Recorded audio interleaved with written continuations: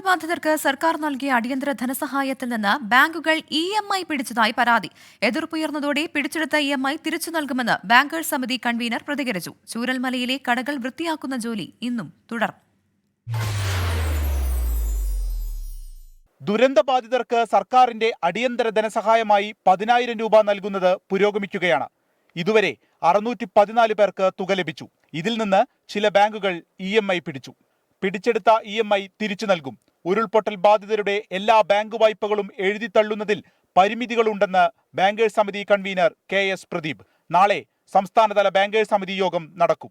നാളെ SLBC ആണ്. SLBCയിൽ തീരുമാനങ്ങൾ എടുക്കും എന്നല്ലേ ഞാൻ പറഞ്ഞു. വായ്പ എഴുതിത്തള്ളുമെന്ന് ഞാൻ ഫുള്ളായിട്ട് എഴുതിത്തള്ളുന്ന പറഞ്ഞില്ല. അതായത് ബാങ്ക് ബോർഡാണ് തീരുമാനിക്കുന്നത് വായ്പ എഴുതിത്തള്ളുന്നത്. അത് നോക്കിയിട്ട് എല്ലാവരുടെയും വായ്പ നമുക്ക് എഴുതിത്തള്ളാൻ പറ്റില്ല. കാരണം എല്ലാ ബാങ്കുകളും റിസർവ് ബാങ്കും എല്ലാവരും ഉണ്ടാവും നാളത്തെ മീറ്റിംഗിൽ. അത് കഴിഞ്ഞേ നമുക്കൊരു തീരുമാനം എടുക്കാൻ പറ്റുള്ളൂ.